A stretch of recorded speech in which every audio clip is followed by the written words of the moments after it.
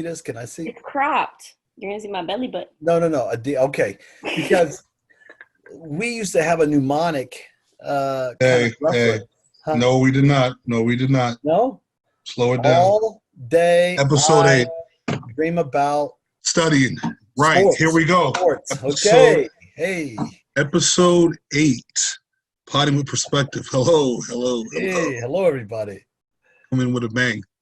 Yeah. Hey, careful. Every time. No pun intended. You better stop. Reach. Wow. It's a lot. Oh. Yeah. I'm on fire today. I'm so fired up just to be back with the two of you. We had a short break. Look, a mini vacation, like a summer vacay.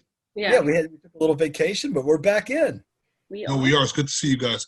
Wellness check. How's everyone doing? Stoph, I'll start with you. Like I was telling Lee earlier, I'm exhausted.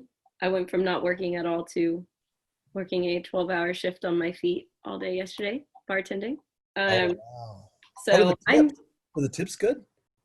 I don't know yet, but I'm gonna guess because we do share tips, so it'll be on my paycheck. But we had over 30,000 people there, and bartenders get the highest over 30,000. Is that in the course of the 12 hours? Yeah, and I even got there late. So like I think we opened at 11, and I didn't start at opening. Mm-hmm. So I was there like I was like the mid shift. So 30,000 people there? Over 30,000, over 31 for sure. Yeah, Wow. that was a lot. How many people are you? That's a lot, and there was nothing going on this weekend, was there? I mean, was there a function, a celebration of some sort? No, we just have live music, and it was like 90-something degrees. So if that's how it's going to be every weekend, my financial troubles might be over. But anyway, other than that, is there a way that you can maneuver and kind of pass out a cash app? And is that like cheating the system? I mean, I might be able to. We don't even keep like cash tips. We like all cash tips go to our managers, and then they do the percentages and like have this equation of, okay, who got cut at this time. So I'm not sure if I really like that process. No, but like at the same time, we don't really have we're not taking orders like at tables. They can like scan with QR codes. And so basically servers just delivers, and then if we take orders, it's like they come up to the kiosk. Yeah. Like wipe so do you think with COVID it makes now this process of bartending a lot easier? Because it sounds like, man, it's not so much demand. No. Now those hours are long. I don't have I might have a long line, but only one at a time. Like one person, there were two of us, and so I did tickets that were coming through from phones, and then we also have two bars. We have outside and inside, and then the other bartender would be doing like taking people's orders in person. So it was really neat. I had no training, so I just kind of jumped right in. Just jumped right in. Did you learn how to make any new drinks or anything? So our cocktails are on draft.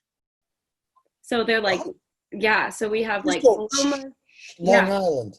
Yeah, which because it just speeds up the That's pretty dope, man. Right? Yeah, so we have all of our wines on tap. Like all of our like house wines are on tap. So if they want to buy a bottle, they can. Otherwise, they can get like liters, half liters, and glasses from the tap. And then we do have like fancy wines and champagnes that they can buy by the bottle. But that's amazing. That's the only time I have to like open anything. And then we have beer, so I just crack open a can. What did it feel like with the mask and trying to interact? What was that like? Luckily, I was inside. Okay.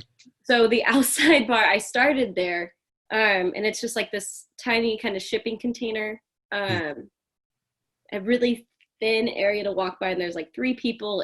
There's fans, but it's still hot, and I feel like less people are as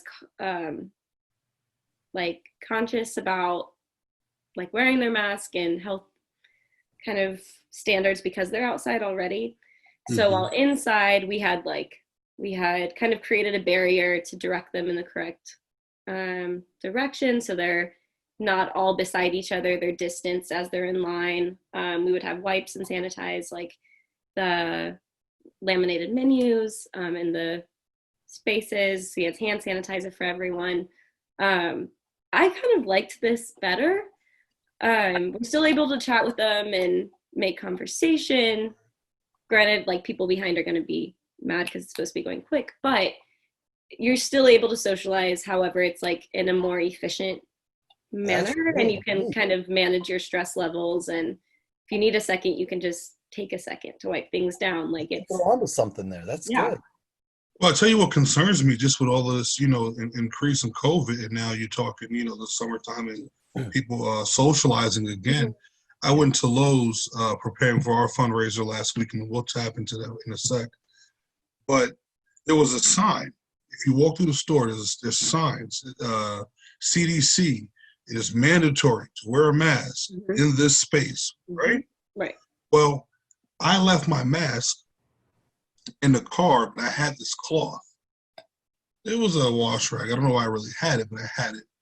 And I put it over my face, and I go to the guy, I say, hey, man, I'm sorry. He goes, man, look around. No one's really wearing the mask. This is the guy at the check-in. Wow. So I'm saying to myself, well, what side of, as a state, what side of the fence are we on? Are we for the mask? Are we making it mandatory? Or is it at leisure? Like, whenever you want to, you can put it on. Well, one of the things I did, this is really interesting. And we talked about this, I think, in episode 2 or 3, when Georgia was opening up early. What did we say? We said, these folks that are opening up early, they're going to have some problems later on. We predicted it. And sure enough, Arizona, Texas, Florida, Georgia, North Carolina, all these states that opened up earlier, they're like, forget the mask, social distancing, it's about the economy, let's go. Now they're all like that's scary. They're going back to phase 1. Yeah, but see that mindset is super scary, man, because like if it's about comfortability, and you're outside and you don't want to wear the mask, and there's a lot of social distancing already, and you're like, it's not a big deal. Cool. Here we are in the summer, everything's over 85. There's this great study that just came out from the world. I think it was at least published, I want to say in the World Health Organization. They might have put it out, but it's in a very highly regarded journal, that people who are refusing to social distance or wear their masks or have lower cognition. Like they are not as smart. Their working memory is busted. They did a survey of 850 people, and in the survey, so that they would not get social desirability answers, they plugged in these specific questions around fluid IQ. There were like 3 different areas, and then they they disaggregated all the data and separated out what they could control for lower working memory, lower cognition of those. In other words, you're stupid if you're not following social distancing and wearing a mask. You're stupid. That's it. That's research-based, evidence-based, and I'm just telling you right now, that's bottom line. Stupid. But wait, let's put it in perspective here, because there's no perspective though. No, in regards to where the mask should be worn, right? Now, at work, absolutely, right? Yes. I think if you even have the audacity to go sit down in a restaurant, please wear your mask. Right. But our fundraiser last weekend, folks had masks. They were accessible.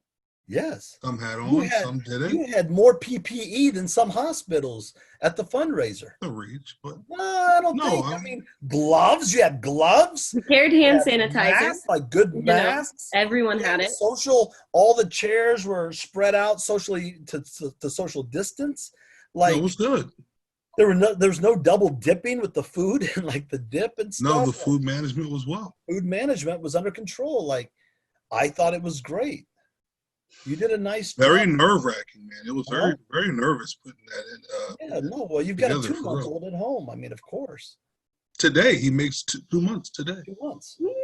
Incredible. Yeah, he makes 2 months. Happy birthday. Congratulations. Yeah, it's been a weekend, it's that's awesome. This weekend has really defined unconditional love. Oh, okay. Speaking of unconditional love, that's what Will and Jada were talking about now. They're at a place of Yeah. unconditional love. Well, Can I go to the red table? I mean, I just it well, came we out. can't go from a 2-month-old right to the red table. No, from unconditional love right to what they said. Well, let's have Leon share his let's unconditional love story, and then we'll see where that takes us. well, because I do want to talk about the fundraiser. I want to talk about a little more about just your participation and what we did and just the energy that was there. Oh, that's good. But I will tap into my unconditional love piece. Good. So this morning, right? And we'll get to the red table, and this is interesting because I watched the episode from Father's Day. Yes, I saw that one too. Oh my God! Listen, so me and Sue were sitting here.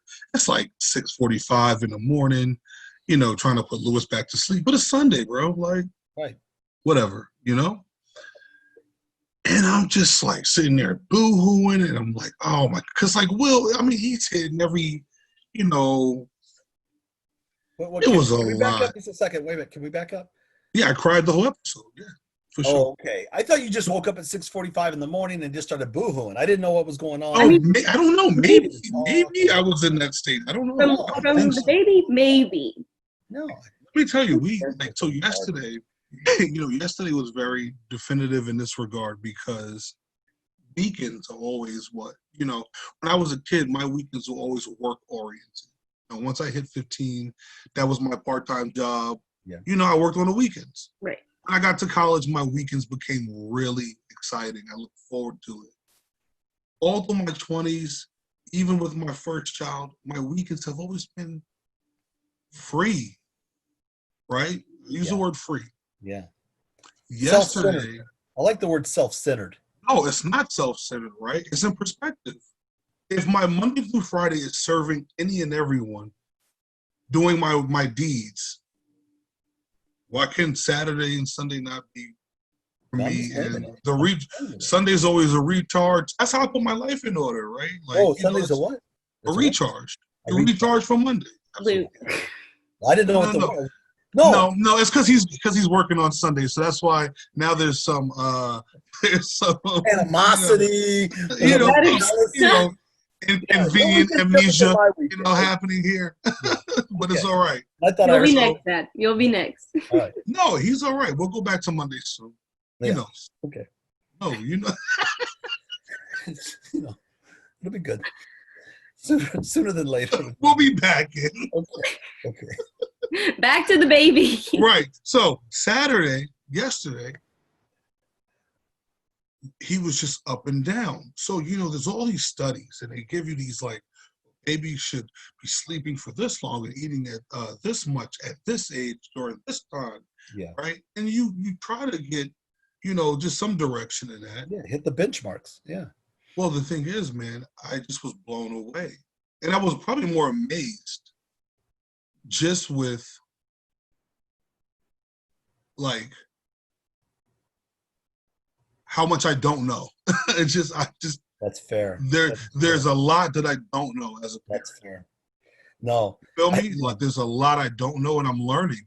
And yesterday was really cool because I was like, today was not what I went into it expecting. Yeah.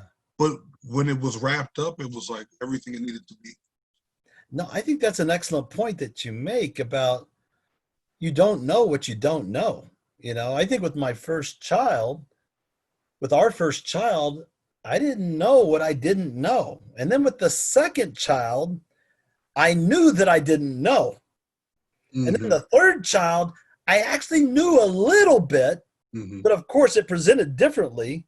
Every child's different, right. But I knew something, having raised two daughters or reared two daughters earlier. So, but that's an interesting concept that, man, I just know that I don't know, or there are some things that I just don't know. I know that I don't know some things, that's it. Because it tells me now, like, pre-planning in those ways are null and void at this point, even expectation, because I think I'm so pigeonholed with having things in a pocket and making sure that I, at least hit those marks on a daily. No, that's the way you think.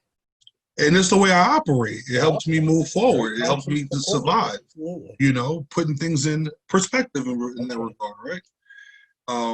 So when it gets out of whack, normally I go into fight or flight. Yeah.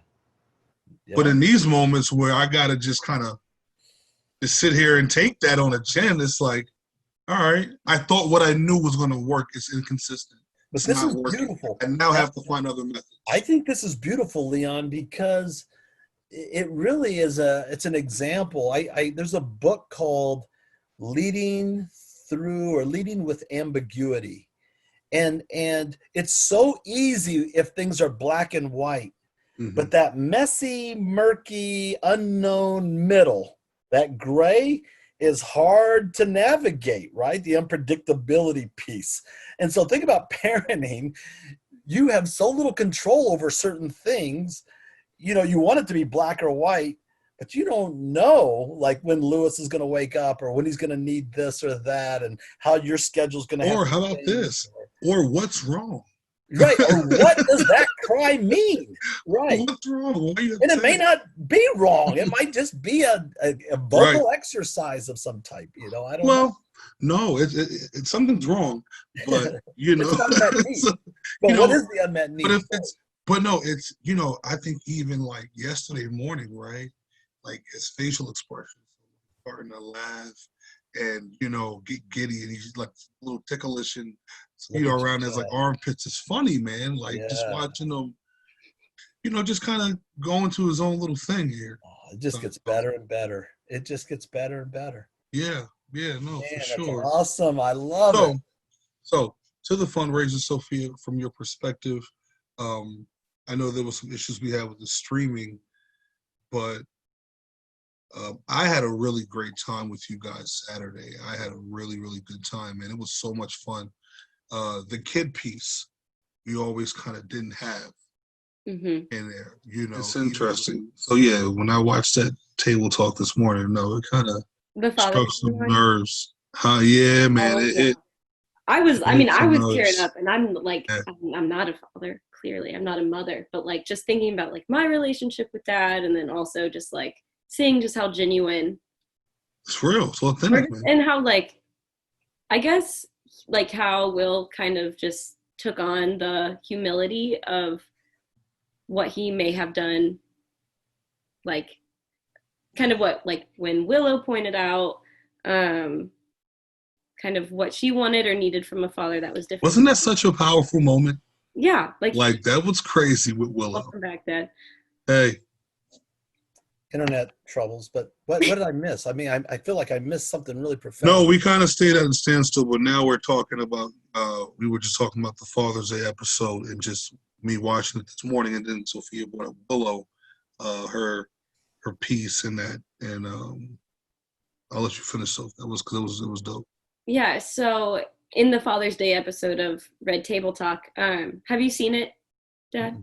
I'll send it to you because I think you'll really like it, but I was telling Lee that I really enjoyed Will Smith's, the humility that he showed in kind of how he learned about how to be a parent or how to be a father. Yeah, especially to Willow, right? Yeah. And so like, first he wasn't really in the life of Trey until Trey came and got him because he just had that dispute with Trey's mom. But then but he grew up, so Will talked about his experience with his father, and his father was very strict, military style punishment, physical punishment, and I guess Will's goal was to not be like that. However, he was kind of a work hard or don't work at all kind of person. Like you will push and you will succeed kind of thing. What was that quote that he made? So it was either complete the mission or you're dead, or die. That's what his dad told him. That's real, right? And so like that was kind of how it was for the boys, and so he didn't really consider their feelings while pushing them because his feelings were never considered. So then when he had his daughter, so with Willow growing up, Right. like he told the story of how like after her hit single, I Whip My Hair, like they were on tour and she's like, they're not even finished with the tour. And she's like, okay, I'm done. I'm ready to Good go home.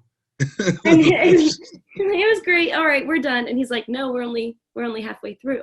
She was like, but I don't want to do it. Like, this I'm is done. about, She was she's done. mine. Like, this is Yeah. what I like. I don't want to do it. And so she kind of introduced that whole idea of feelings. Yeah. And I think after that, he started to notice, like he discussed how it was really, really fascinating hearing both Jada and Will's perspectives of Jaden and Karate Kid. And like how Yes. he just Yes. pushed Jaden, and Jaden, like, he didn't feel like he had to do it for his dad. He did it for himself, but he's also like 8. And so then once the feelings come into it, it was just amazing. Like He talks just, about the splits when they're watching him complete yeah, the split. And, the trainer put his foot on his back to help shoved him his out, chest and both right. parents are watching. And he said, he got up crying. And, mom was like, hey, are you done? And he goes, no, one more time. And he was like, right there was that, okay, it's working. It's, Yeah. I've It all done. paid off. It kind of He's completing reinforced. the mission.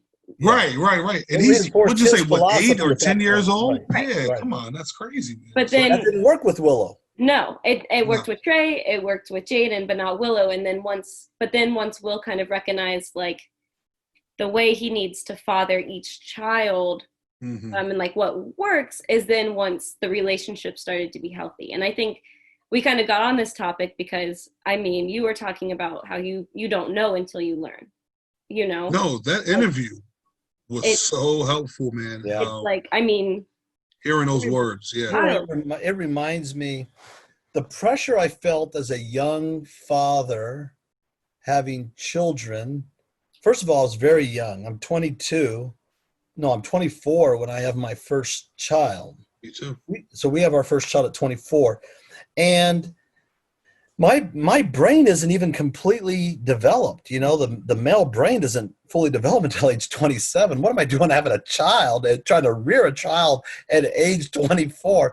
And I remember I'm a college basketball coach, one of the youngest in the country, and I want to, and I want my kid and then my kids to be basketball players and to be good. And I always felt like, man, I'm helping everybody else's kid. Who's going to take my kid under their wing? Because I'm gone all the time. I don't have time to help my daughters become basketball players. And it was really an interesting dilemma when not a single one of them, they all kind of, well, 2 of the 3 experienced a little bit of basketball, but they didn't like it. They really didn't like it. Mm-mm. But yet it was such a major part of my identity. And so that was and I was immature, which I still am, but it's still really, that was a tough thing, I can relate to Will saying, this is the way it is, or I can remember telling the girls, and this was all ego driven, you're a Hartman. Do you know what that means? What in the world was I saying? That's crazy. And I was not seeing them as their unique, their unique individual selves. I was seeing them as part of a tribe with tribal rules and a coalition. Well, I still believe that those tribal foundations, as you put it, man, those help build character because, for sure. Being a Hartman, being a Bowen, those are, we hear the stories of our uncles and grandfathers and, just trying to link that to your own identity. That's important. So and I think for me, not having any known lineage, it was even more important. It's like, I need a bunch of mini-me's running around, No, for sure. That felt, now looking back, I feel like, man, that was more ego driven than it needed to be. But I did try. Was it satisfying? Was it satisfying? I tell you what, what I really liked is that now I look at their unique gifts and they've gone their own directions. Not a one of them really went the basketball route, but they still had some of those tenets, those philosophical tenets, those character, cultural pieces, things that we tried to instill. They still have some of that in the directions they've gone and made it their own. And that's pretty cool. It's pretty exciting. Like, I'm really, really proud of both Sophia and Sarah's work that they're doing as anti-racists online and marches and things as such. Now, you know, they've moved even further than I have as far as the political spectrum has gone. I mean, they're pretty far over there, but I'm proud of them for standing for something, you know. But yeah, no, so I hear what you guys are saying. And yeah, Will learned a lot when Willow was not the same as his brothers or her brothers. I mean, yeah. And I wonder if that comes from like having a daughter, you know, with those stereotypes of, you know, women feel more than men. And I actually did my own research on that. And, Right. you know, my data was inconclusive, but it's still like the fact that it took having a daughter to kind of instill that mantra of, okay, they have feelings too. Right. I'm really fascinated by that. Like, you would think, you know, maybe the guys are more headstrong and, you know, no, I'm going to do my own thing. But so it kind of, Willow, she kind of not only went against, but kind of supported that stereotype of, okay, women may feel more than men, but they're also, because they feel they're strong enough to stand up for themselves and project, even at a young age, of, okay, this is what I need from well, me. you know, like that. With boys, you know, it's always a I'll fix it first mentality, and then we'll talk about how you feel. I think even with that, you know, I always ask my son, you know, even when I don't know, I always ask him to the why, and also, you know, what drove him there, and what is he feeling at the moment. Right. Before we even talk about any type of reprimanding and,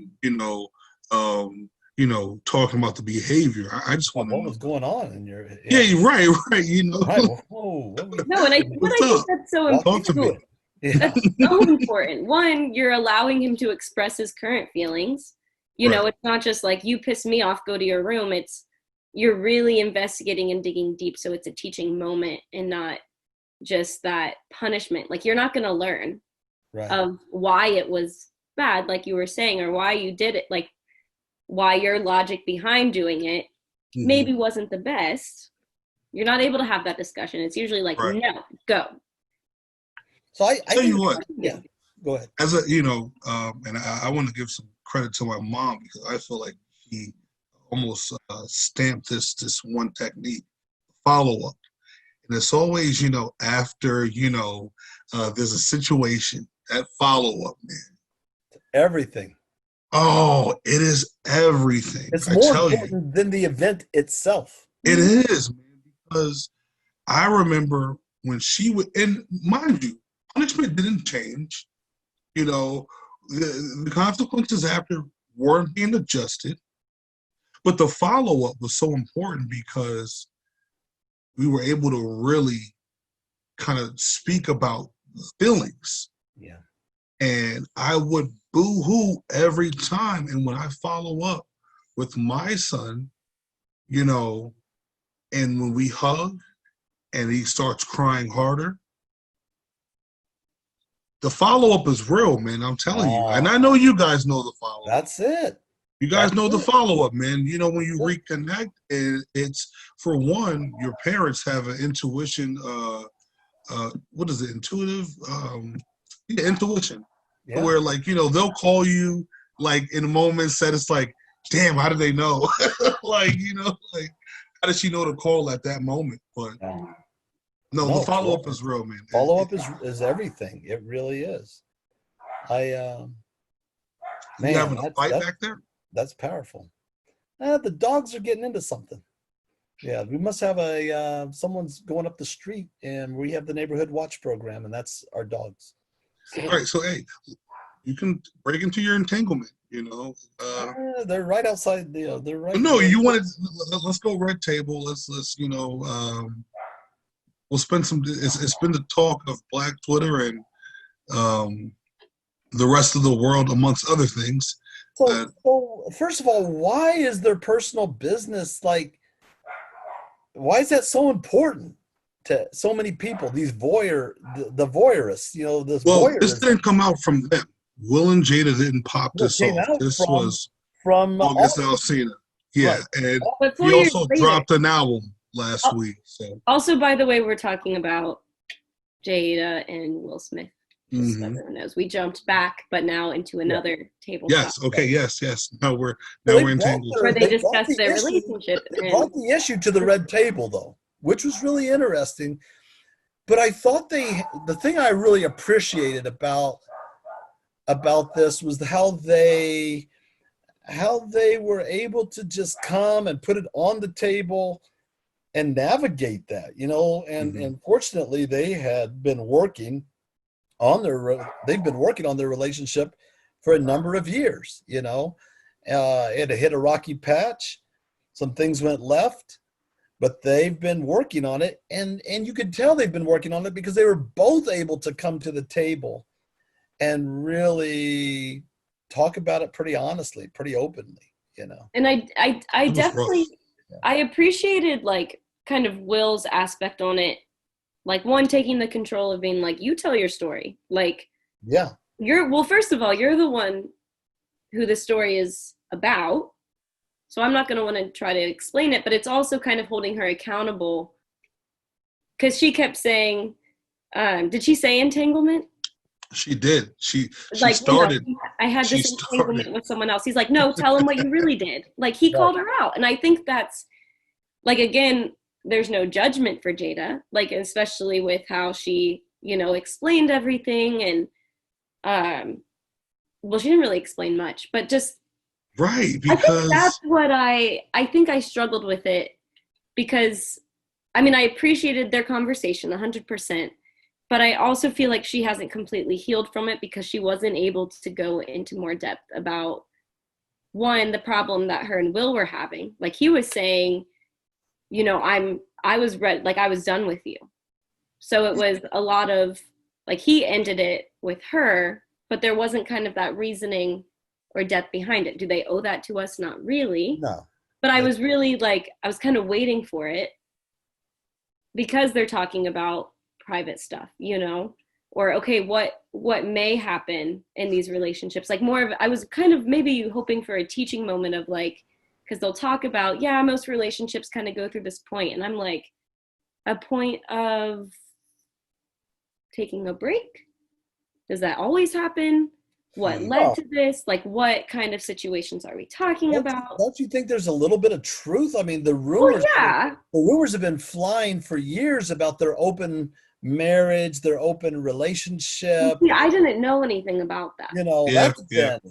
That's been wide open, and so they didn't really address that very much. No, I didn't know that. No, they did. They she touched on it when he said, "I'll get you back." Yeah, and she said, "I think you've done enough," and he goes, "I think you're right," and he kind of let's leave it at that. That's enough. Don't say any more. How do you think that affects the children? How, or do you think it does? I'm almost to the polygamy point believing that they probably have a healthier marriage than most people who abide by the cultural nuances that come from a kind of pseudo-Christian value base, Judeo-Christian value base of some way. When I go to Saudi Arabia, and men have legally can have 4 wives, right? You have to share. As long as they can provide for each wife equally, otherwise you're in trouble. They'll kill you. You know what I mean? Don't take more wives and don't bite off more than you can chew. Take care of them, these people, right? Now, Saudi might be a bad example, but what I'm saying is that I think there's probably happier marriages in open marriages than there are in this traditional marriage piece where you marry the person you're in love with when society says it's time to get married.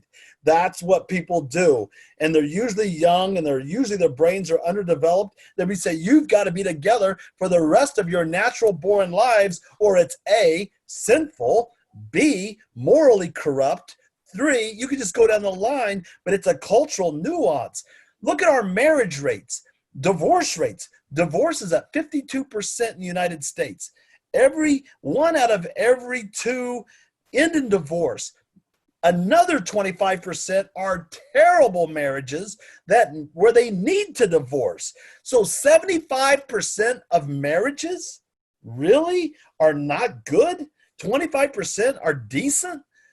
Man, I think they might have been onto something. And I love hearing them talk about, we're at a place now, finally now, of unconditional love. Not Right. co-opted by the moral expectations of society. That's And just I mean, I definitely, like, I agree. I think open relationships can work if both people are about it. Like, both me have to be about it. personally, Right. Both have to be about it. I just don't think I could do it. I don't share. I don't want to share. Like, and I think there would need to be like boundaries and rules. However, I'm very open to, like, I don't know. We don't stand by traditional rules in my relationship. We moved in together. We're not married. You know, we have these. Does grandma know that? Okay. Yeah, Anyway, she's about to if she watches it. Podcast. Okay. Great. We're Go ahead. talking about tradition. Hey, sorry, but I'm not. Like, this is what we're doing. But this is just where we're at. Like, it's financially, it helps us financially. There's no way I could afford, one, to live by myself, whether in Harrisonburg or not, but especially down here in Richmond or anywhere literally else. It's just, it works. We're both down here. Why not live together instead of having to pay the same rate we're paying at 2 different places or higher, you know, for each, whatever our half is. And we're able to figure out, does this work? Can we live together? Yes. But then what are these little things that we need to work on? It just helps make things more real. You know, we're able to have these real conversations in real time that we wouldn't have if we were living separately or still doing long distance. Like, okay, what would the next 5 years look like for you? Yeah. When are you looking to have kids? You know, like, it almost feels insane that people would get married before trying to merge home systems, home cultures. Right. You know, you wait, and then all of a sudden you get married legally, and then you're going to say, whoa, we've got some real serious cultural differences. Right. And maybe that's why the divorce rate is so high. You know, you haven't experimented before. And I think with, you know, how do we cohabitate? Yeah. So, I'll tell you what, me and Sue, we started dating in October. We moved in together by Halloween. Same month. So like 20 days later or something, right?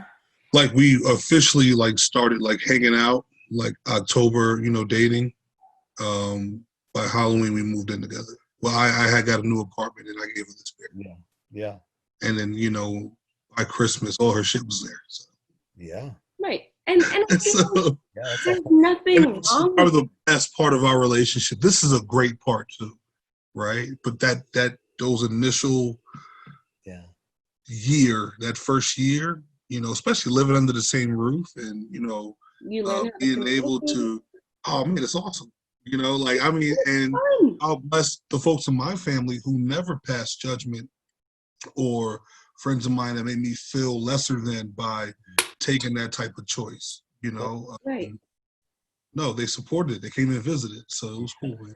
Exactly. No, and that's been the best part, is like, now I can share my space with my family, and or our space with our families. Like, literally his brother came over the other day and we played video games all day. Like, it was so fun, and it's our space and it's our way to invite family and friends, but also still be together. It's not like we're a guest in each other's place among other guests. It's like we're the hosts together. And one, again, having to communicate and figure out, okay, who wants to clean this before? And it's just different. I've lived in a house with like 5 other people my whole college career, and now having our own space, 2 bedrooms, 2 bath, like we're figuring it out. Well, yeah, go ahead. you also have someone now to share those rough moments. You know, I remember where I think we were so busy at work, we forgot about the electricity bill. And we came in one day and the lights were on. Been there, done that. And it's a Friday. And you can't get anybody, right? You're trying to get a hold of like, hey, we got a situation here, right? You know, we just came back from grocery shopping. We come home and the lights are out. No. It's past 5 o'clock. We had the Luckily. situation, and all of a sudden, the Virginia Tech women's basketball coach's wife and daughters are in the neighborhood and come over and want to use the restroom because they're in the neighborhood, and the one daughter's got to pee, and we're sitting on the couch in the dark because our lights have been cut off. How embarrassing that was to go, okay, we got a situation here. Yeah. No, it's nasty. Yeah. And so you share that, though. You share those moments together. Right. But here's the thing. But this is what's really interesting. So my grandfather, staunch, religious, conservative, black coat, legalistic. He's got this pristine cup of water called his values, called his religious beliefs, called everything that he has known. And he holds it and he passes it down to my mother. And my mother takes the glass from him and goes, oh, these are our values. Look at our religion. Look at this is how you're supposed to live. This is the code. And they hand it to me. And I'm kind of shaky with it. You know, I'm like, whoa, what is this? This is pretty cool, but this is our religion, this is our morals or whatnot. I hand it to my daughters and they're like, have you even tasted it? Right. Have you even taken a sip? Do you even know what it really is? Have you lived it? Or did you just receive this indoctrination without any questions? And my daughters just blew it up. Living with a boyfriend, whatever, you know, I'm just like, what is happening to our familial value system? But now I'm at a place where I go, actually, it kind of it's different, but it makes sense a little bit. You know, it's okay. Why challenge it, man? Why challenge it if it's what is desired and if it's something that, and I think, that fear and, my mother managed that really well when it came to me. Yeah. It was just like, hey, okay, so now you live in Denver. Okay, now Virginia. Okay, all right. How can I help you, Leon? Like, what do you need? But it was just helping me navigate and being supportive. And that's the thing. And like just knowing that I know, hey, okay, you and Fraser have only been dating for this long. Have you thought about the what ifs or what happens if it doesn't work out? And it's like, yeah, I learned from it. It's still an experience that's going to help me progress in my life, whether it's going to last or not, which I don't have any worry about, but it's still like, you have to think about these things and knowing like, yes, I'm not dumb. I've thought about everything. We've talked about everything, but also know that like, I'm willing to take these risks because I know that no matter what, I'm still going to go forward in my life, and it's my life and I'm the narrator. So I'm going to create my narrative. That's just where it's at. And I think that's what, if we're going to go back, kind of circle around back to the red table of Jada and Will of, Jada and Will had those discussions of, okay, we need a break. We're done. And they went on their separate ways, and Jada said, even knowing that it didn't work with, what's his name? August. Mm-hmm. You know what I didn't like about that, so real quick? I didn't like the abbreviation of his name. And I didn't like them calling him Og or Augie. And I thought that was distasteful because, for one, we're talking about, you as an older woman, having this young guy. And for one, he came to you sick. He was, he wasn't well. and you manipulated that. You slept with him, and then you called it an entanglement. And then you're going to call him Og or Augie? It's a little too familiar. Or we're talking about like, yeah, I haven't talked to him in a while. It was just a little shaky. Again, no judgment to Jada, but there's the urgency. Where's the, where's the, hey, I really messed this up. And again, like, August was the one who cut it off with her again. And Yeah, so now she's realizing, okay, I need to do shit for myself because it's... Did he cut it off, though? Is that a fact? Augie cut it off, I think. Did Augie cut it off? Or was that Jada and Will doing damage control? Hey, this is going too far. Will pull the plug, shut him down. I don't know, because she said that he, like, if a guy broke up with me, I would say it. But if he didn't, there's no way I'm being like, yeah, he dumped me, even though that wasn't the case. Like, would you say, like... No, she has to say it like that. Be like, no. No, she has to say it like that because now you're showing I'm also human in that I was dumped. He cut off all communication with me. But he was already dumped by Will. Like, that's done twice. How much can your, like... I haven't felt good in years was the verbiage that was used. And Will's face just looked like cry me a river. Like, he just wanted to break down, man.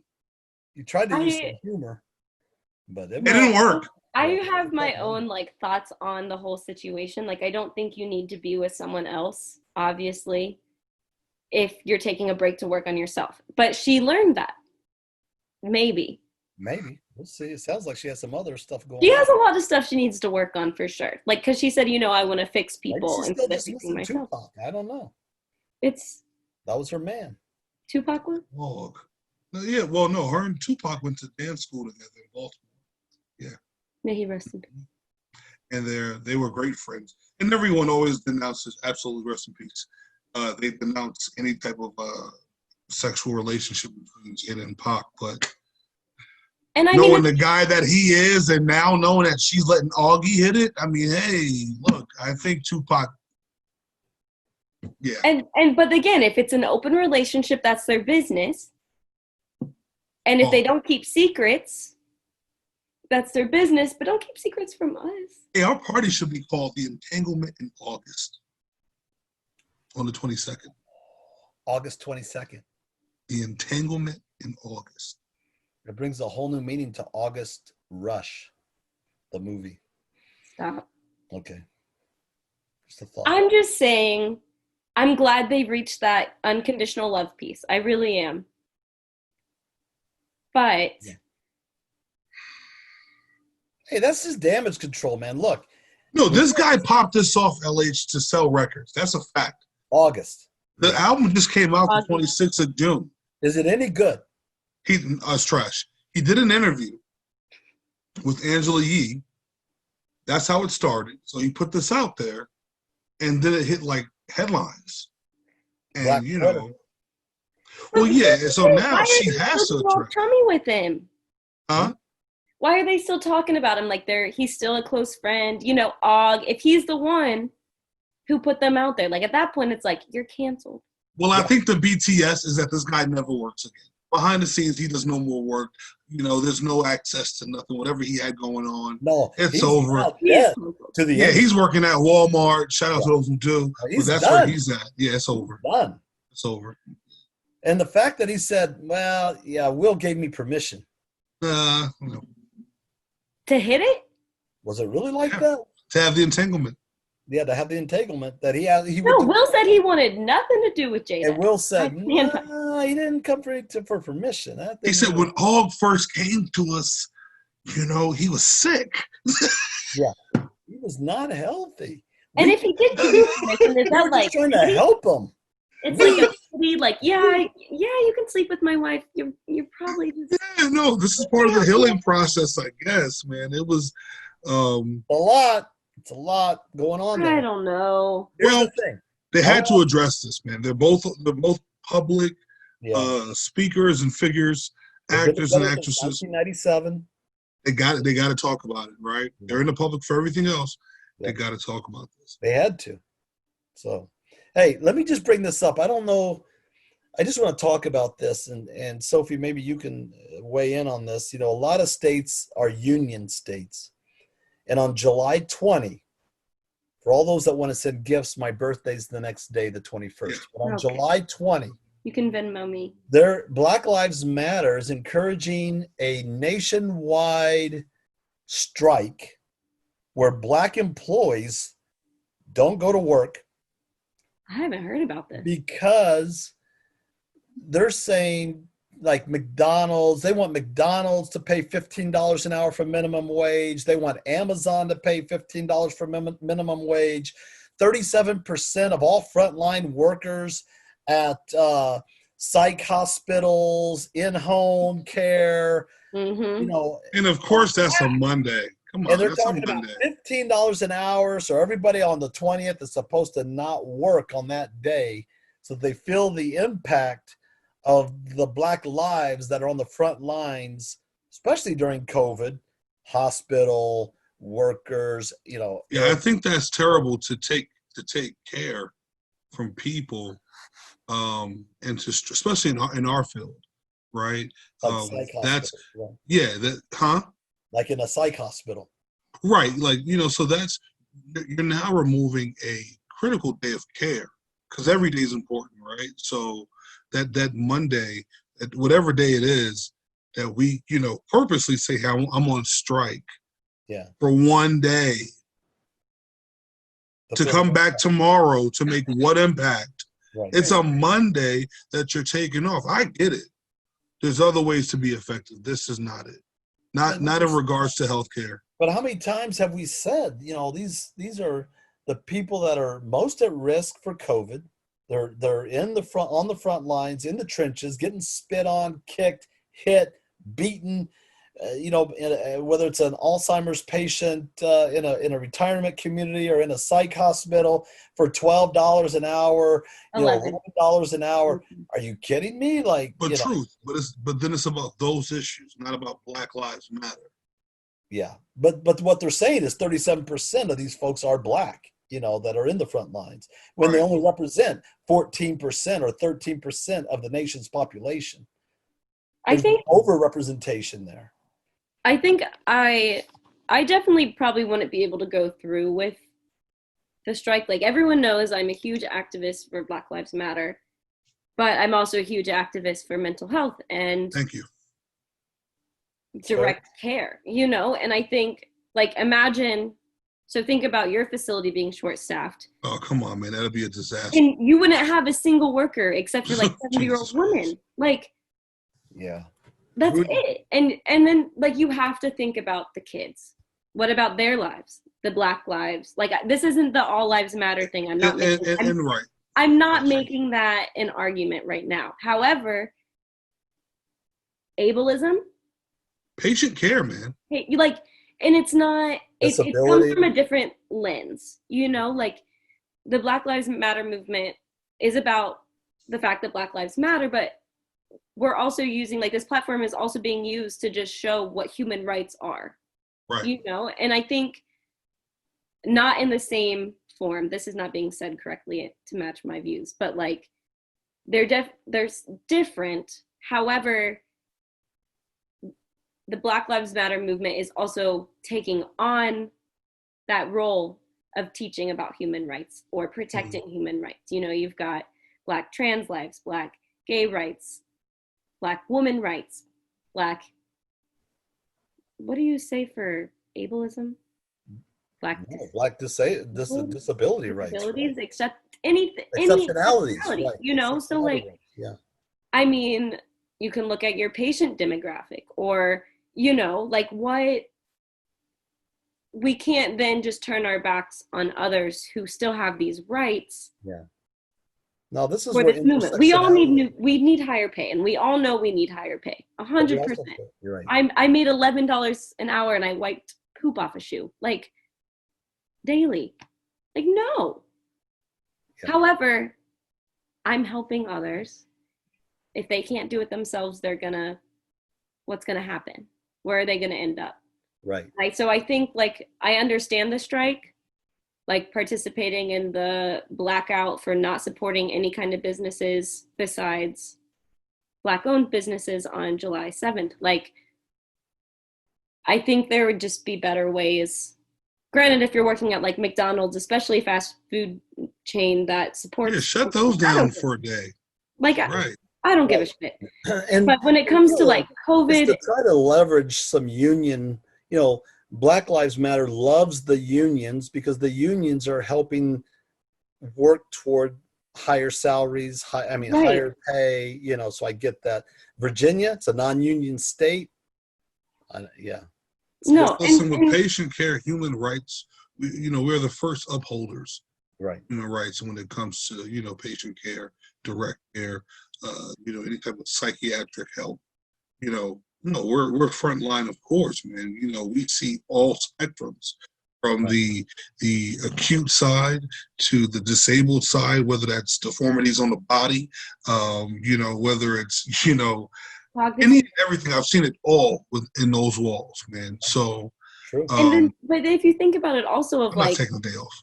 if you take a day off, guess who's going to have to deal with it the next day? And it's going to be 10, What? 50, 100, Clean it up on 500 times Tuesday. worse. And y'all are You'll going to take be off at right home there and having to deal with it. Like, is it going to be worth it? What calm at the else same can we time. do to raise our salary? Like, I feel like there has to be a like another alternative, or like, can you pick and choose? Like, is that Right. how it works? Of like, okay, if you work in food industry or a service that isn't directly caring for others, go ahead and skip a day. Do it.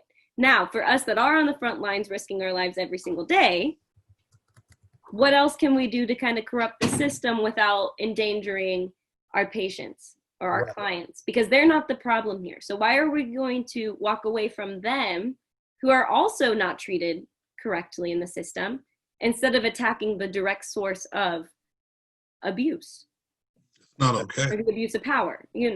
I think that's where I stand. It has nothing to do with not supporting the Black Lives Matter movement in this case of protesting or boycotting certain things. It's, I'm not going to walk out on those who are also being oppressed because it's not their problem. Right. Or it's not my problem. It's not their problem. It's the problem of those who are above us. So how do we control that or take a stance against that without harming the individuals who have no say or technically like no rights? If you think about it, like everything they do is controlled. Right. Or punished. If they do something they want to do, it's probably harmful. They're gonna be reprimanded for it. So why are they being reprimanded for something they haven't even done? I think that's a better way of saying what I was saying earlier. Yeah. No, I get it. I get it. One of the biggest things that I've been seeing like the last 2 weeks has been incidents in Atlanta. A couple shootings in New York City. Of course, those things don't slow down. Sometimes, but the violence in big cities is always it's always a lot. But what's kind of disheartening is as we talk about Black Lives Mattering, which to me is it's essential. It's supposed to be that way anyway, right? But one of the biggest concerns is Black Lives Mattering to Black people, and no one wants to talk about this. Nobody wants to address this. If you bring it up, folks say, "Well, you're taking importance away from what it means to the oppressor." Ain't nobody oppressing me, ever, really. But seeing more violence amongst ourselves, even in moments like these where, and I don't want to, take away from any movements that we're doing because it's important and it's necessary. But when we start showing value in our own lives and how we treat each other and making that the first level of accepting treatment, right, showcasing that amongst each other really sets the tone for any other ethnic group or cultural group on how they should be receiving us, or better yet, how we should receive them. You know, if young black men are willing to murder each other senselessly, then what value are we really putting on our lives in regards to any white man or woman who calls us a nigger, who, just speaks ill? We got to kind of slow that down. And well, here's what I think, Leon. I think, again, I think the black community, just our black nation, our 14% of the United States of African Americans in general, historically, we have drank the Kool-Aid that we are less than, that we're not as smart, that we're not, that whites are somehow set the standard. We try to straighten our hair to look white. We try to lighten our skin to look white. We suffer from colorism.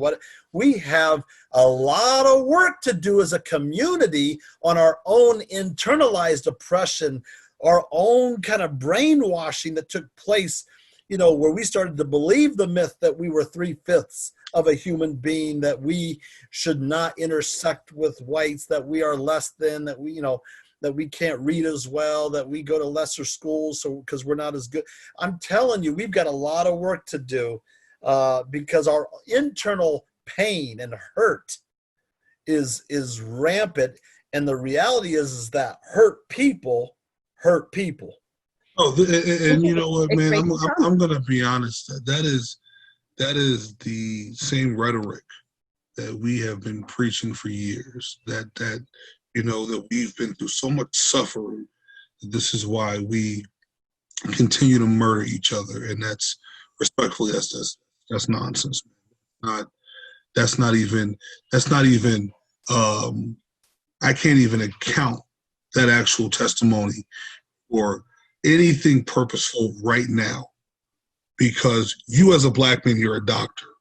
Me, myself, I work in a hospital, I work amongst people. So for you as a black woman, you're paving the way. My sisters, my mother, my family, folks in our community, people that I know who are actually putting their feet down, making a stance, changing on a daily, changing lives. There are countless examples, black excellence all across this nation. We are choosing to be lesser than. Right. That's a choice, man. I do think, though, I don't want to underestimate, though, the power of culture. And no, for sure. Okay. To believe that, to drink that less than narrative. Yeah.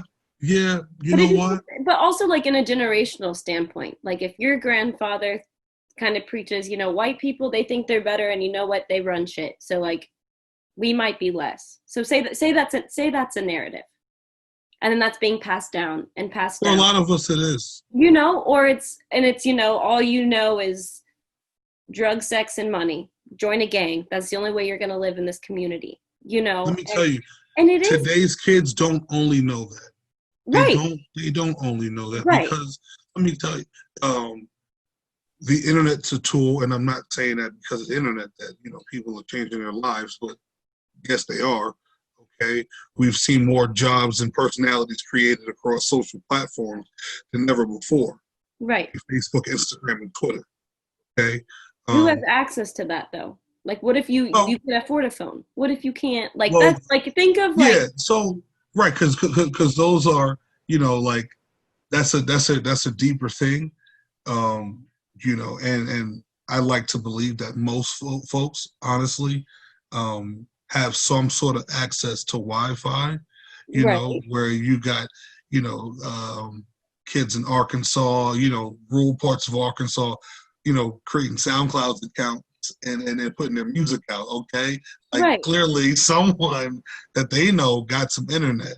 But what I'm saying is, as black men, okay,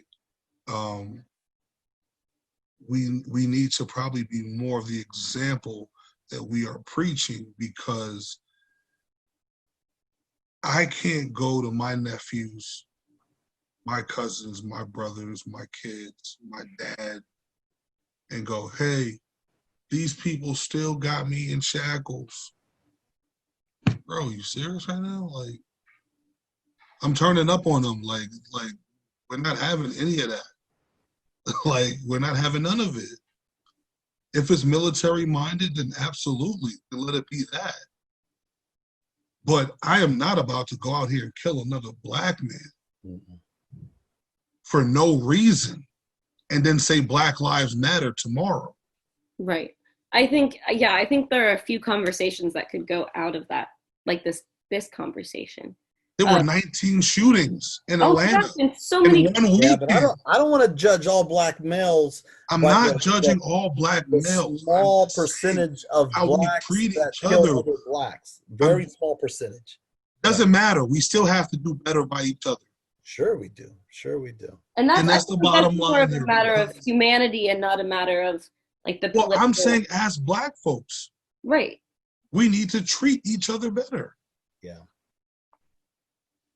We are so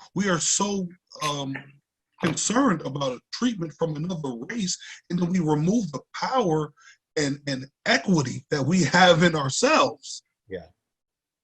Who's this? I mean, I'm all for integration. I don't need anyone, black or white, to define my greatness. Right. But they'll still limit your ability to, like, I think it's a more of like the systemic ability that black folks have. Does that make sense? Or the lack of ability? I think it's a belief. Like you said, we already kind of go into this believing that we're not going to succeed. But do you think that anything's going to change? Like, okay, yes, like say the humanity or the shift in how the black people in the black community, like how we treat each other, that's going to be great for our community, but that's not going to change the Black Lives Matter movement, like in the way of we're still going to be oppressed. Mm-hmm. You know, there's still going to be colorism. There's still going to be police brutality. There's still there are still going to be systems in place that are going to oppress us unless that is taken care of. So I think I think people are focusing on that step more because because it generally helps the whole black community as a whole, you know, with the whole 100% of the black population. Systemic racism needs to be shut down, figured out. There needs to be action taken so that percentage can go down. And I think that's why people are taking more priority on that, because it affects the larger population than the individual humanity of the community, which doesn't say that that's right. I think that's just why it's there, you know. My original comment was Black Lives Mattering to Black people. So what I'm saying is, self-love, right? Right. So treating each other better. Again, that's all I'm saying. Right. Senseless violence amongst black children, whether Chicago, New York, Atlanta, LA. Unacceptable. It needs to stop. Right. Yes. It just needs to stop. So I don't care about what we've been put on, you know, any systematic structure, because those things are going to be changed through other efforts. Right? I'm talking about core level treatment amongst black people. Mm-hmm. We need to do better. So how do you think movements can then really emphasize that? Well, I tell you what, because, you know, there's different perspectives on loving, you know, what is it to be black? And folks could easily, and I've seen this before, and I've heard this before too, easily question me on my relationship with my children and my interactions. But I'm about self-love. I'm about black love. I'm about human love. I love people. But I know that those who look like me, we do have to address how we treat each other. Mm-hmm.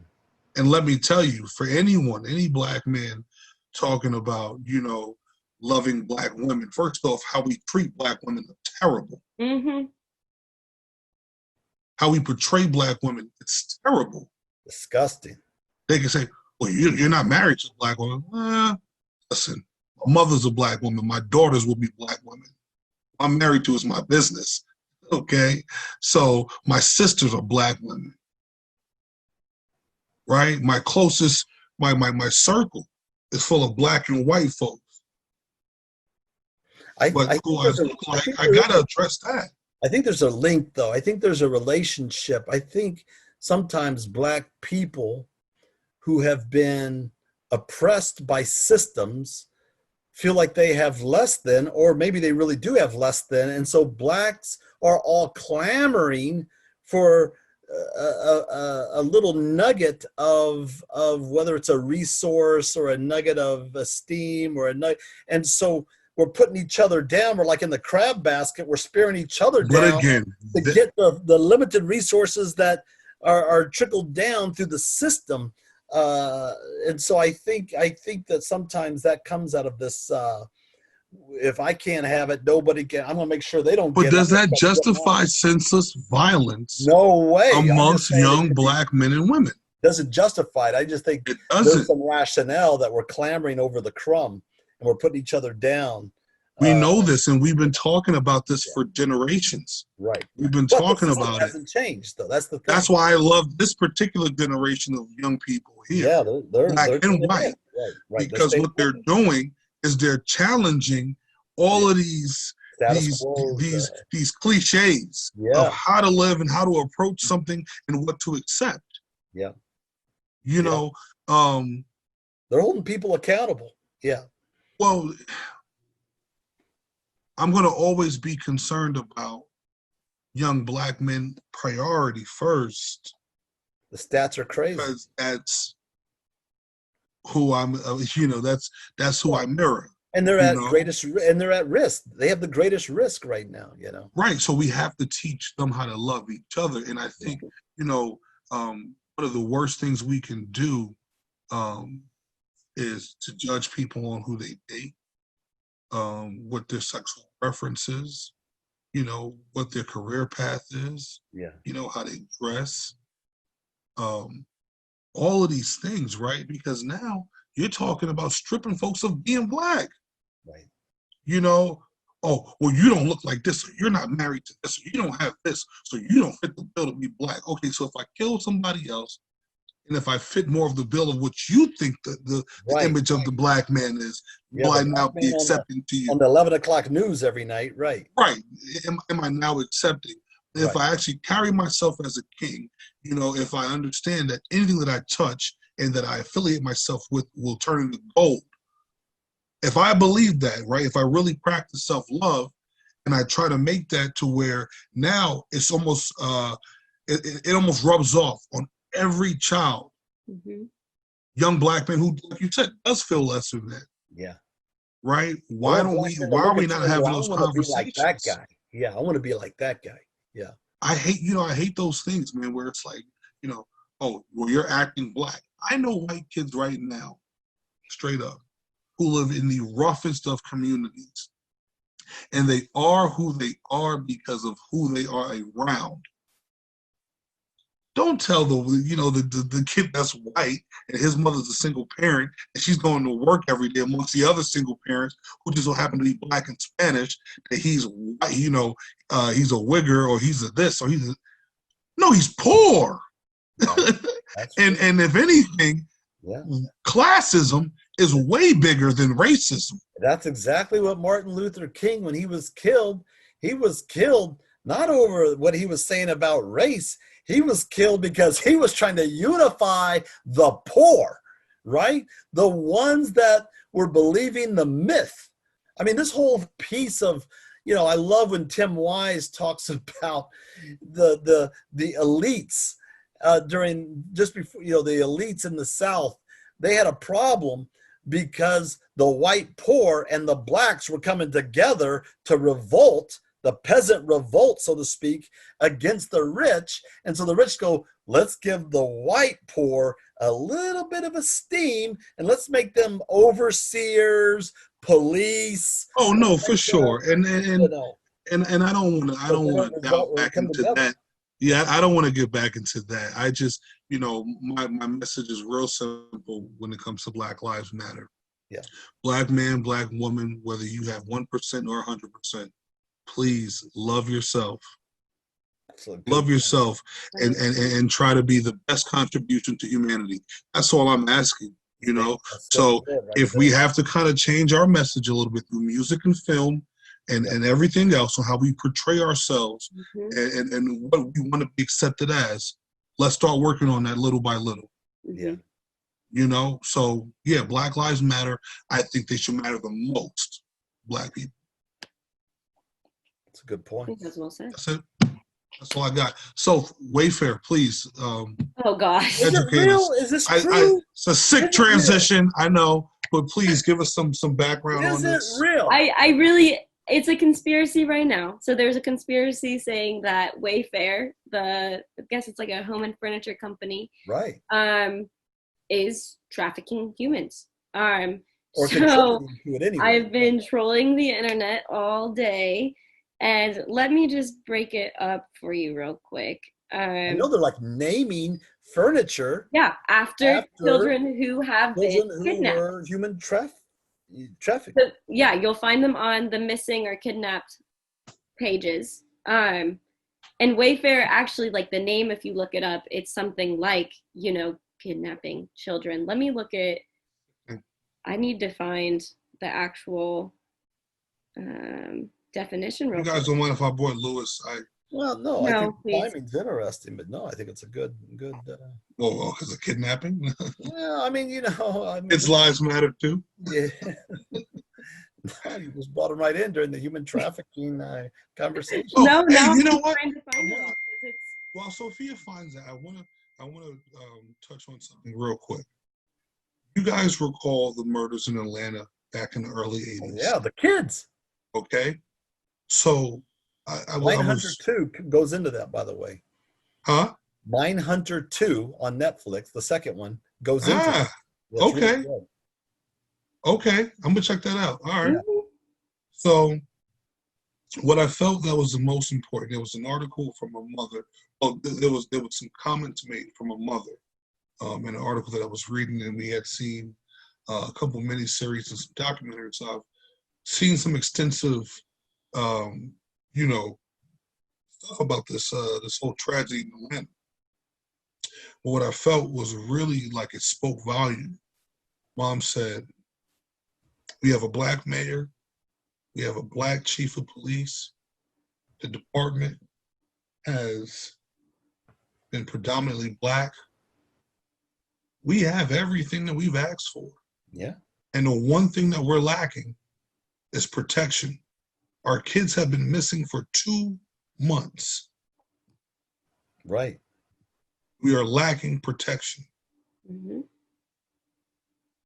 And it spoke volume, right? Because we as Black folks, we feel that because of certain things that are put in place, even if they look like us, right, it's in our benefit.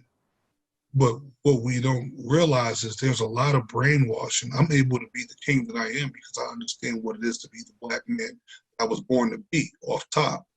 Right. But there's a lot of people in power who are not aware of those, those gifts. So they do look at Black folk lesser than even those in power that look like us, they brainwashed. They treat us lesser than because of where we fit on the status quo due to classism and financial gain. Yeah, we believed the lie. Yeah. Right.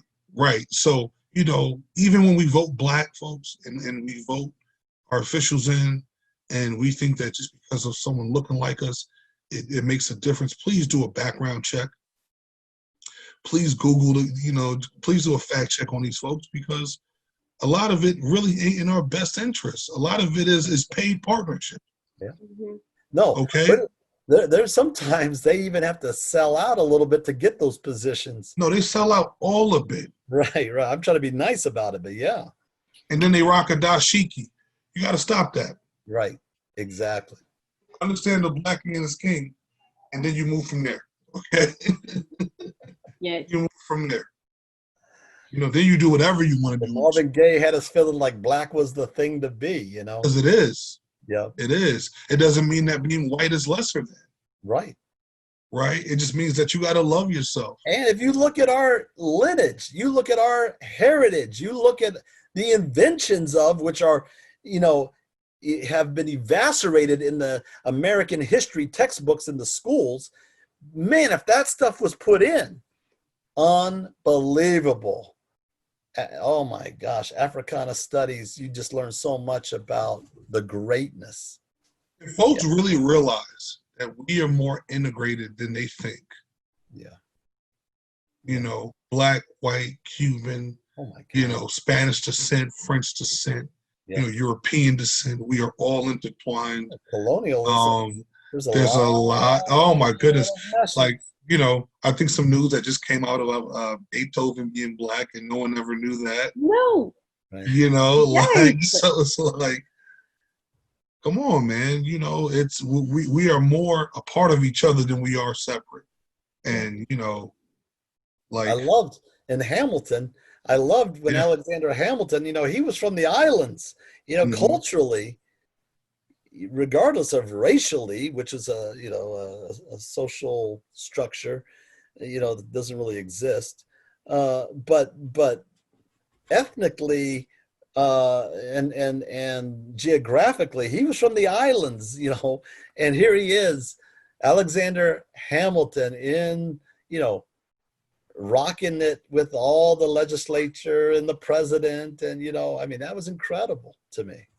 Well, I think one of the biggest things that we can do to help fix a lot of this race and how we like to differentiate between who's from where and from what island or continent or, whether it's the American flag or the Confederate flag, whatever have you.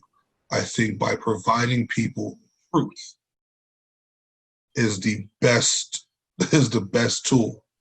Now, however you decipher through that, that's on you, man. But I think in our textbooks, in our education plans, what we teach the children, we got to teach truth. You think about it. From social studies in the 5th grade for me, right? The only black historian that they talked about during any type of war through the British and all these was Crispus Attucks. Mm-hmm. Yeah, he wasn't the only one. There was a whole, village of Moors and different. Come on, man. There's a lot of history there. So. No, in my house. I wish even the Bible would have been more clear when, like, the man that carried the cross of Jesus was a brother. Can we talk about that? Or when he was a man of the people, right? Those folks looked like him. This wasn't. And then when Peter, when Peter sent people out in the New Testament in different directions, this one guy, Simon, was black. Like they said, darker he was black. Let's just say what it is, man. I don't know. The Bible's even been whitewashed a lot. So, Sophia, we were on Wayfair. Yeah, Wayfair. We're back. I found it. So what I was looking for was this definition that I came across earlier. So someone had broke it down. So Waif, W-A-I-F. Okay, so Wayfair. Mm-hmm. It's a different spelling, but sounding phonologically, it works. So waif is, this is really small, a stray person or animal, especially a homeless child, or an extremely thin and unusually young woman. Okay, and then fare, wow. F-A-R-E, the price charged to transport a person, material provided for use, consumption, or enjoyment. Okay, and so Wayfair. Right? So that's just the start, the name of the company.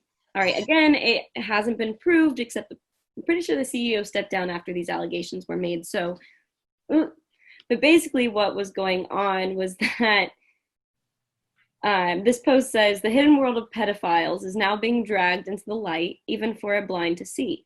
For those like me who have seen nebulous items worth less than $100 priced at thousands. So it'll be like a metal cabinet for $16,000. In the name of that cabinet, you can take, they have these little like SKU numbers or just numbers at the top, take it in, enter it into Yandex, and it'll pop up with missing person names and their whole story.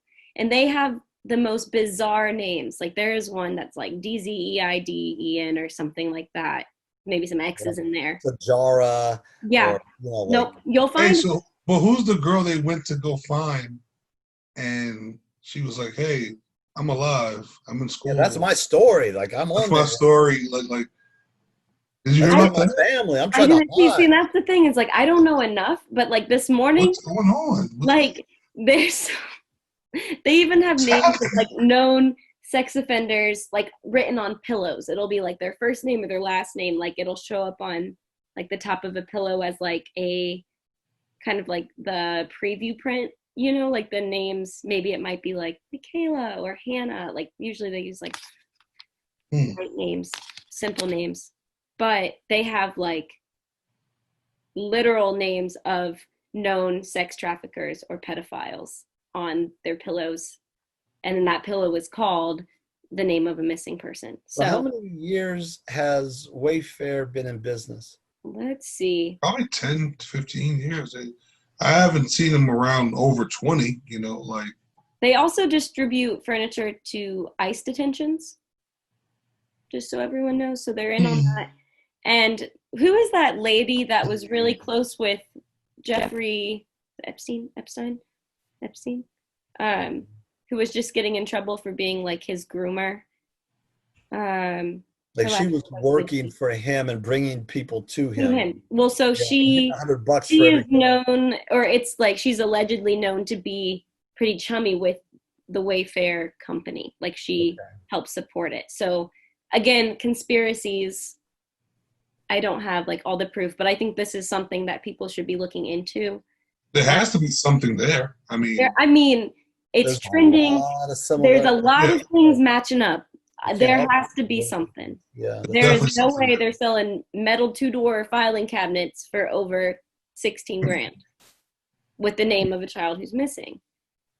So yeah, I don't. It's really sick, man. It is really sick to hear that. And it made national also.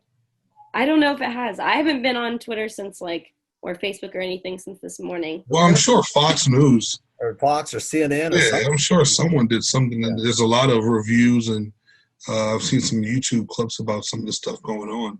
Somebody's looking. I plan on looking into it more, but I think that's something just to be brought up of look at what the people in power can do. If this is true, and if not, the fact that like people don't really question it. That's it. Oh, yeah, they can do that. Like the fact that they can use a whole entire company, or could even potentially, if it's not true, be using a whole entire company to be trafficking children. Like there are some things, again, I don't know if it's true, but like in the descriptions, it was like no passport needed, or like for like a couch. Again, don't know if it's true, but that was something I saw today. Or it's like we needed a code to purchase this specific item. Like I need to do more research into it, and it was just brought to my attention this morning, so I don't know much, but it had me shook. Your sister's been talking a lot about it, so. Oh, I'm sure I will definitely hear from her about it. Like, no. Yeah, you guys ever made any purchases through Wayfair? No, but I had things in my cart until, like, for apartment stuff. Not gonna lie, it's cheap. Yeah, before we knew this, right? It was all right. Before I knew they were affiliated with ICE. So my best friend, she was telling me about it when I was like, hey, look at these rugs. What do you think? She was like, Wayfair? Really? Do you know what they do, right? And I was like, I did not know. And so she educated me on that. And so then I was like, whatever. The rugs of all things. Yeah, no. And so, but she was telling me about how they support ICE, but now imagine what's going on. And think of all the kids from the basically concentration, but the detention camps, like the ICE detention camps, they go missing. You know, like I feel like there's a lot of different possibilities that could be going on right here, and it needs to be clipped in the butt, like No, for sure. immediately. Like if there is no governmental officials or the FBI or anything looking into this yet, like then I'm appalled. Like even if it's not true, like even if it's a conspiracy, there's way too much. There are way too many. Red flags, man. It's a lot of red flags. That's why I was wondering if the mainstream media has caught it yet. I feel like it's been trending on Twitter. I think it was trending even yesterday. Like I think. Yeah, it's definitely trending yesterday because Sarah was all over it. So. Yeah, I heard about it this morning because I mean, when Fraser and I, like when he woke up, he was talking to me about it, but like, I didn't really have time to talk to anyone about anything yesterday. So, I don't know, but that's just something to have everyone keep their eyes on. Yeah, no, it's nasty. There's a lot of shit going. Excuse my language. There's a lot of things going on that are just like it just really shows kind of what this country is capable of. Well, I think one of the things. This is the age of accountability, and I'm almost to the point where I'm convinced that everything you do outside of your home is public record. You know, when we talk about Big Brother watching, there are pros and cons to this. The pro is that it discovers things like what you're talking about with Wayfair. You know, the cons, if you watch the movie with Will Smith, a number of years ago, where it was all about the satellites and being watched by anybody, every traffic light, every, Oh, iRobot. It was before that. With artificial intelligence. Who's the guy? Anthony Hopkins was in it. Can you Google that real quick? So if you're the quickest as a digital native, Anthony Hopkins. You've got Will Smith. Bad Company. What is it? Bad Company. Nope. Enemy of the State. Enemy of the State. Yeah. Enemy of the State. Yeah. Enemy of the State. Great movie. Yeah. That was it. And now that has come to fruition. Like we were thinking, oh man, what if it ever becomes like that? No, we're past that now, right? Everything's public record. So I won't be seeing you guys again as a family until the 22nd, man. That's really excited. No, you might before that, huh? You'll have a little I'm about to come up tomorrow and watch the baby. No, I'll see you guys, I mean, in a collaborative as we did Saturday. Yeah. Oh, man. Which was amazing. Everybody I talked to, by the way, just were like, it was just so, just people that got along and see the children playing together in the front yard. And it was just a great experience. It really was. I'm not sure. It seemed like the streaming was going well. And then when we thought it was not going well and we tried to fix it is when it didn't go well. So a couple factors with the streaming. And I think for next time. Live stream. Yeah. Yeah. So next time we'll still stream. I'm going to use either my phone or a backup device, and we'll do it through the phone. Because it was working fine. Another piece is, I was told, I'm not sure how true it is, but the source is very credible, that with Twitch, they keep all of the video, right? But then there's a lot of stuff that's edited out due to copyright.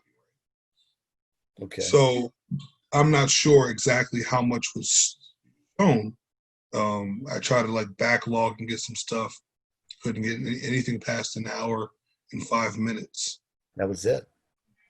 But like you said, I'm also thinking too, that was primarily off my phone. Right. It was going well.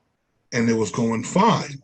And then we stopped. So maybe I just use my phone the next time straight through. Like that instead of the cam. Yeah, from the back. I would have loved to use my, computer or laptop, but, I'll figure something out about it. No, Yeah, and I mean, we got some really good footage, so we can then keep trying to do that so that we can at least put some sort of like more Oh, promo videos and stuff together. Because great pictures. Great pictures. Great pictures. yeah, I'm. hey, did you turn the volume up on your set, Leon, a little bit? It seemed louder. On my set, Yeah. I turned it up on my and you know, when you start drinking too, man, yeah, you know. No, all of a sudden, it went from here to here, and I'm Or like, maybe or maybe the clarity, how it transcended to you, how you heard it, impacted you more. No. Felt louder in your heart, in your mind. it could have been. It was my era. It was some of my favorite songs. Maybe it was so much love and you were It so took me back. connected. That it It felt like it was 1987? blasting off in your frontal lobe, just hitting you all up in the air. 1987, I was locked in. I went was right just born. back, and I thought I could do the Running Man, and then I had to use my inhaler. I mean, it was unbelievable. Yep. No, so I can't wait to see you all again in that fashion. Be good. 22nd. Great, man. Yeah, Hey, I'm excited. much love to everybody. Peace, happiness, joy. Peace, guys. See Yeah. ya. Love Take care. you. We'll see you next time. See ya. Peace. All right.